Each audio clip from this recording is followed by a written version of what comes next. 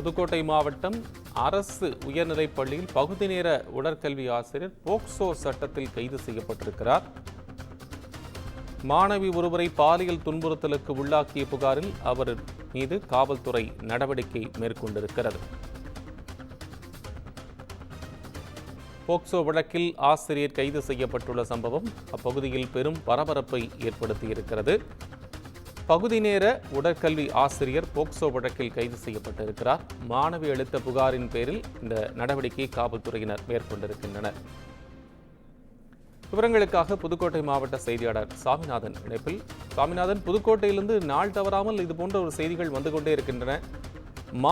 மாவட்ட அரசு, மாவட்ட நிர்வாகம் என்ன நடவடிக்கை எடுக்க இருக்கிறது? வணக்கம் கோபால். புதுக்கோட்டை மாவட்டம் கிளிக்குடி அரசு மேல்நிலைப் பள்ளியில் மாணவி ஒருவரை பாலியல் தீண்டலுக்கு உள்ளாக்கிய உடற்கல்வி ஆசிரியர் தற்போது போக்சோ சட்டத்தில் கைது செய்யப்பட்டது பரபரப்பை ஏற்படுத்தியுள்ளது. புதுக்கோட்டை மாவட்டம் கிளிக்குடி அரசு உயர்நிலைப் பள்ளியில் பகுதி நேர உடற்கல்வி ஆசிரியராக பணியாற்றி வருபவர் அடைக்கலம். இவர் அந்த பகுதியில் படித்து வரும் மாணவியரிடம் பாலியல் ரீதியிலான துன்புறுத்தல் மற்றும் சீண்டல்களை செய்துள்ளதாக கூறப்படுகிறது.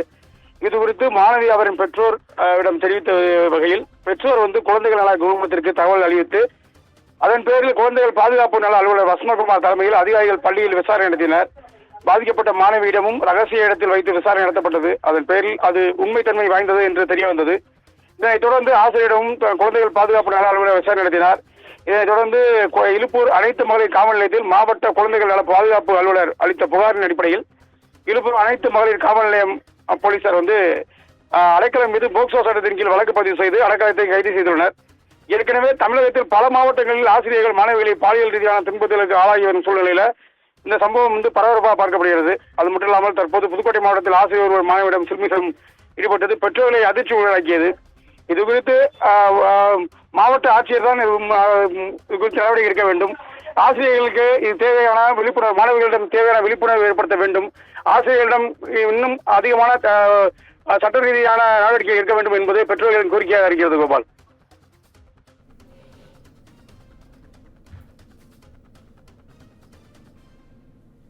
நன்றி சாமிநாதன், உங்கள் அண்மை விவரங்களுக்கு நன்றி.